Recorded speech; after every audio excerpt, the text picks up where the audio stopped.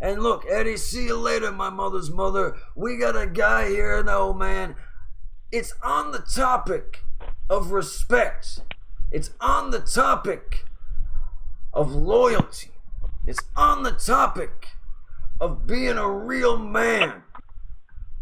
Being a guy, I've seen him online.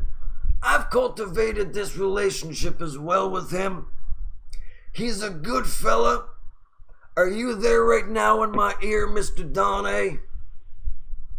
I'm here, Griggy. How you doing, boss? Man, listen. I love you. You're on the air with the Grig Man once and for all. We have 20 minutes, Don, you and me. I want to ask you a real question right now, man. And it's not even going to be anything to get us heated. How are you doing, my mother's mother, on the real? I am doing great, man. Thank you very much. And your show is fucking awesome, too, I got to tell you. You're doing a great job, bro. It's really, really good. Man, listen, I appreciate it very, very much, Don. I really, really do. We had some technical issues. We had some reptilians getting their claws in. You call yourself the King Lizard, but I know you're not. You're not one of those malevolent creatures. You're benevolent. You're one of the good reptiles. You know what I mean, man? Yeah, well, I'm kind of one of those guys where you can say whatever you want. It doesn't really matter. If you call me something, okay, that's what I'll be. It'll still be better than the fucking idiots throwing the bullshit. You know what I'm saying? Otherwise, why would they be paying attention? If I wasn't anything to worry about, you wouldn't be worrying about me. And it's the same thing with you, Griggs. You're making waves for a reason, my friend. It's because people are intimidated by you. You have talent, and it's obvious. You know what you're doing, and they want to shake you. They want to get in your head. They want to fuck you up. Now, if people weren't bothering you, then you wouldn't be doing something right? And nothing good comes easy, my man. So you just keep doing your fucking thing, because I'm a big fan of your show. And I'm sorry I haven't been on more. I got a lot of shit going on, but I really, really like checking you out and watching your reruns and shit. You're a great guy. It is what it is, man. And hey, listen, you hit a good point, man. You, as usual, the Don hits every point right on the note. But I'm just gonna take one at a time here, man, and we're gonna take it easy on this one, because I love having you on the line, man. There's no rush at all. So look, I want to say this. Now, from A to Z, Don, you know this as well. We have a lot of supporters out there, man. We have a lot of people that really like what we do, and we like those people very much. And that goes from A to Z, man, because it is about mutual respect. Now, sometimes, Don, we don't get to watch every single replay. We don't get to watch every single thing live. You know what I mean, man? We can't do that, man. Right. Because if we were to do that, man, I know personally I watch them all because I go through time. I go in and out. I've seen it all before it's even made. But I know humans on Earth, man, they can't see everything all the time. They do what they can. They support who they can. You kind of got to pick and choose. You know what I mean, Don? But the thing is, man. Oh, yeah. I always check your show out. You're always got something to say. You're always got something interesting going on. I know you had your problems with Mr. Richie Ross. I hope that's all cleared up. I don't know what's going on with that. That's none of my beeswax, in my opinion. But I love listening to you. I noticed this as well. I want to shout out to the Ross dog. I want to shout him out. He was your guest co-host. I thought he did a fan-griggantastic job, all things considered. Oh, he's great. Yeah, he's one of us, man. He's a good guy. He's not just one of us, man. He is in the order of bad dudes. I love the guy. But I want to speak, since we are speaking of an order of bad dudes, since we are speaking about respect, and I know, Don, you don't want to be dragged through the mud with all this nonsense and the yada yada. You may have heard what was going on with me, man. I've been having some troubles with a certain fella. I don't want to mention his name, but we all know who he is. Yeah, I know. Yeah.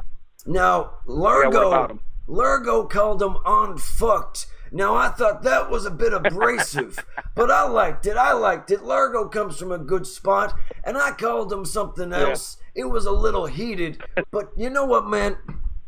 I'm going to say this. There's no need for all of this negatory response. Do you know what I mean, man? Oh, I know exactly what you mean, and I'm just trying to have fun. You know that. Yes. And I try to be cool with anybody. I don't throw the first fucking punch.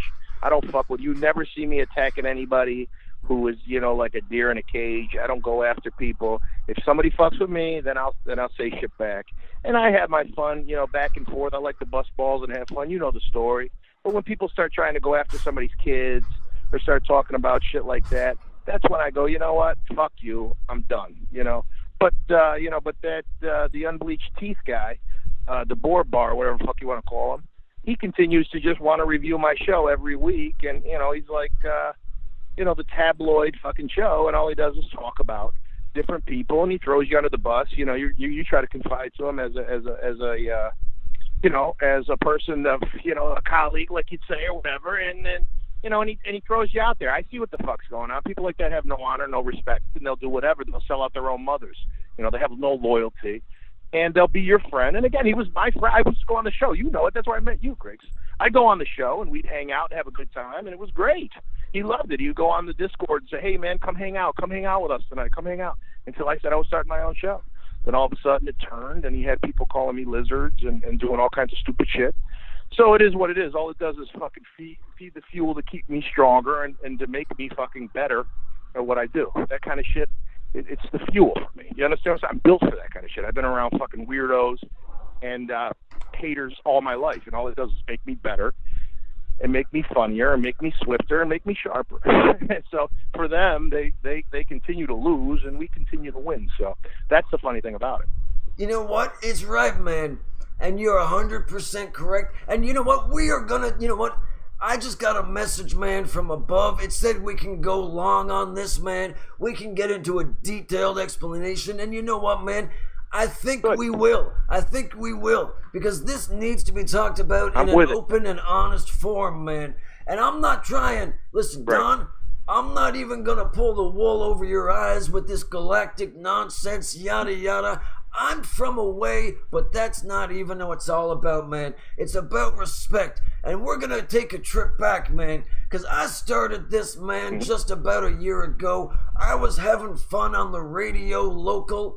I was doing my local yokel yadas. We were joking around, man. It was Q93 FM in Canada. I was doing my vibe, man. We were having fun. And from that, I got the spark, Don. I got the spark inside me, man. And it became a big thing. I started doing my little shows. I was interviewing guests, man. Listen, if I had nothing, Don, how was I getting people like Dave Landau? How was I getting people like Bobo? How am I getting people like Big A? How am I getting people like Bob Levy? How am I getting these guys, man? Look, I'm not getting them from some secret society, dude. I'm getting them out of respect. You know what I mean? I'm getting them because I'm a good guy and I'm working hard, and they can see what I'm doing, and they can see passion, and they can see respect. So I interviewed them. I got a little bit of heat. So then I noticed this guy, man, he's called the Radio Report. Now, man, you know who he is, don't you, Don? Mm-hmm. Not really, man. That's a good question. If you want to tell me, I'd love to fucking know. Listen, I'm not going to give the real name out, man. People think he's Opie. I don't know. But he gives advice, man, from afar, and he's really helped me out. He's a guy. I met him with all of this interviews and all of this yada yada. He took notice and said, man, hey, I am a Sirius XM type of guy. I like what you do. Nice. Man, listen, I want to work with you. Have you seen these streamers online? Have you seen Say on Z? Have you seen this on Bleached? Have you seen this Jimmernom? I think you could take them all out with a single galactic punch with the right force behind you. And I said, hey. No doubt. I said, maybe you might be right, Radio Report. So I looked into it, man. I became friends with Matt. And I said, hey, this guy that you wanted me to take out, Radio Report, this guy that you wanted me to take out, man, I like him.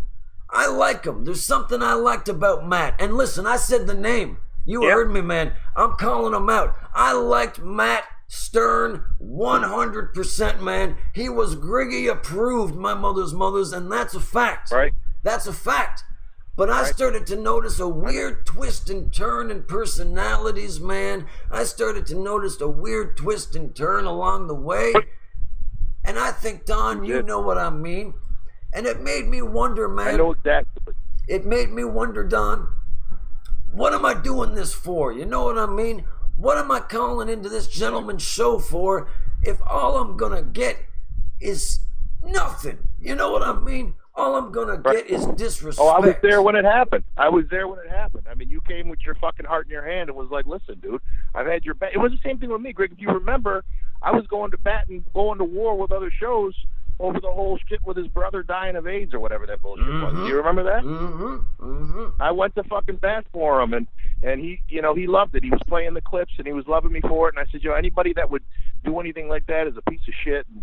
And you know, I really started to like the guy again until he found out I told him I was starting my own show, and then he completely changed, and then he's condoning people talking about my kids and actually saying their name on air. And my son is disabled; he's got special needs, and to bring that up and to make fun of him and all that stuff, and put his picture in the Discord. You know, that's the way I got thanked from a guy like that. So that's when you know and you see that the people that have loyalty and have honor, you know, they don't deal with guys like that.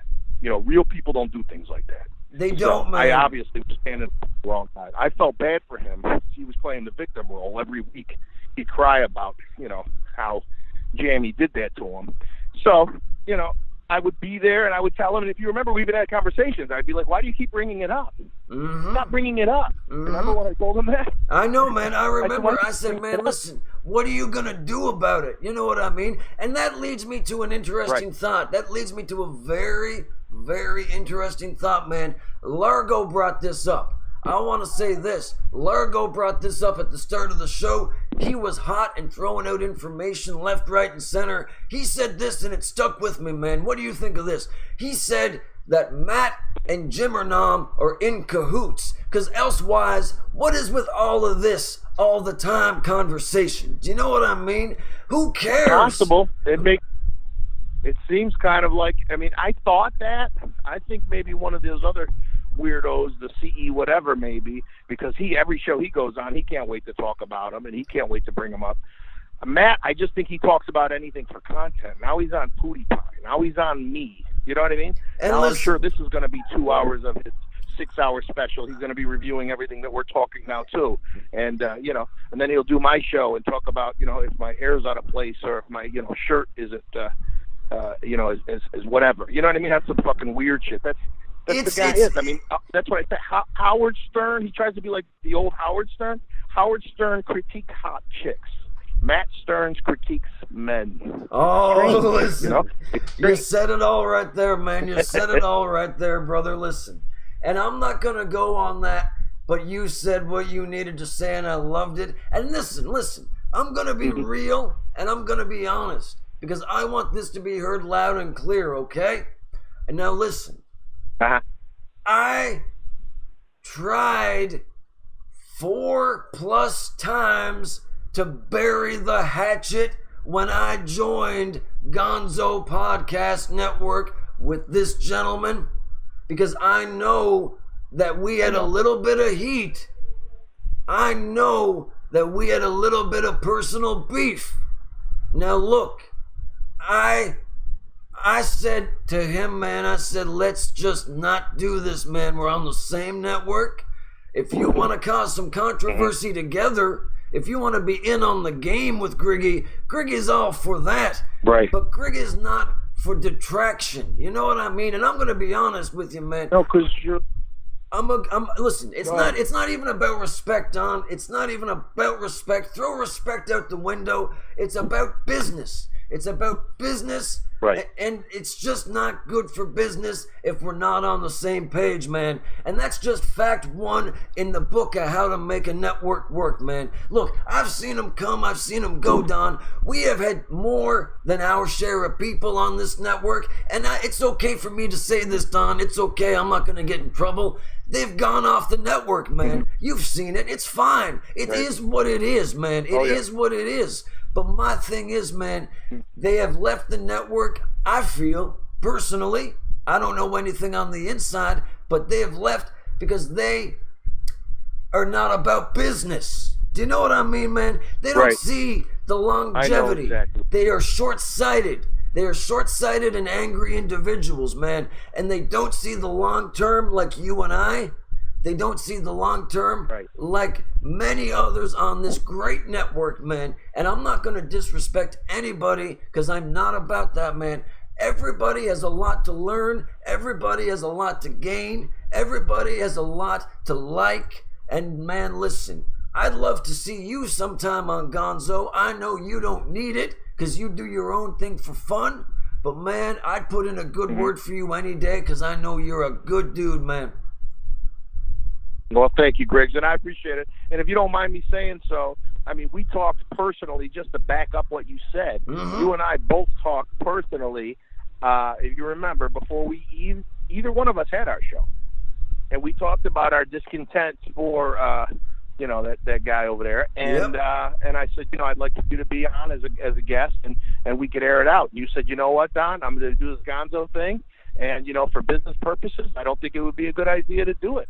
And even though, the fucking guy threw you under the bus, he treated you like shit, you were being a man, a stand-up fucking guy that you are, and you said, I'm not going to do it. And I respected that. And I didn't do it either, if you remember correctly. I took a page out of your book, and I did until he started, obviously reviewing my show and taking shots at me after I did my first fucking show. He spent 2 hours on my first show. But, if you remember correctly, that's what happened. So everybody out there knows, Griggy did not take the first punch. He was not trying to go after him. He was going to do the solid thing and just say, okay, you do your thing, I'll do mine, and we could be colleagues on the Gonzo Network. You said, I'm not going to say anything disparaging about him, and I respected you for that. And that's the thanks you get. See, the guys like that, they like to pull the rug out from underneath you, and they like to take your kindness for a weakness, And those are cowards. Those are bottom feeder type people that you really don't want to associate with, no matter what they do. They are suppressive entities, man. They are suppressive entities, and I got no time for them. I want to ask you this, Don. I want to ask you this because you touched on it. It might be too personal. I don't know. But you said that they released some information on your children, man. And listen. Now, I'm going to be real honest with you here, Don. I don't agree with that nonsense, this doxing. I don't know who does it. I don't care who does it. It doesn't matter to me who does it. When you bring up your family, because this is in the end, Don, if I may say, this is in the end all for fun and fun for all is what it's supposed to be. Now, I get, and I'm getting mad for you, Don, but I'm going to let you get mad because I just got to get mad for you at first because what you told me, man, I really got upset at it, and I'm not joking. Because I got upset for Matt, too, when he told me about what happened with the old Jimmer Nom. King Jimmer Nom doxed Matt, did his yada yada, called his mama on the phone, made a lot of yada yadas. I felt bad for the mother. We all listened to it. We felt bad. We felt the negatory comments, man. We felt the vibe. We supported him. But then, to do that to you, man, to understand how he felt, and then to do that to someone else, man, listen, I want your 2 cents on what went down exactly. I don't want no jokes. Sure. Well, yeah, I mean, basically what happened was, obviously, with the Matt deal, when I heard about it, I went to bat for him, obviously, and I said what I had to say to Jimmer, and I fucking told us, how could you bring somebody else into this world? They don't know that. You don't bring in fucking a civilian or what we're doing here. We're having fun. Nobody knows about. You're gonna call this old lady. You're gonna call his mom. You know what I mean? And Jimmer and Ann would get mad and hang up on me, but I really defended Matt in regards to that. And then, obviously, when I told him I was going to start my own show, he would say, hey, come on, let's watch your promo. Let's go ahead, because I had these funny promos about, They're great promos, man. I love them. Yeah, they were cool, but they were really just jokes, about I'm going to drink wine and I'm going to be doing book readings. It was really a fucking shtick, but it was just promoting the show. Well, he would watch him, and then he would start making jabs about it. And then he would have his guys on there, and before you know it, they're attacking me and calling me. And if it was funny, it'd be cool, but they were really trying to be mean-spirited and just attack me. So then when I had my show, I'm getting calls every fucking day, And even when the show's not on, I'm like, what's going on here? I'm getting messages. They're playing Godfather shit, saying all this stupid shit, in my voicemail. Well, me and one of the other guys were laughing about one of the characters, about what he looked like, sending pictures back and forth, you know, the smartphone guy. And, well, all of a sudden, while we're doing that, I get a call, and the guy forgets the star 69, and he puts his number on it and his name. So I Google the fucking name, and a picture comes up. I don't know if it's this fucking guy's picture or not, but I take the picture, and I send it to this guy. I go, look at him. I said, I bet you this is what he looks like. It's some goofy picture.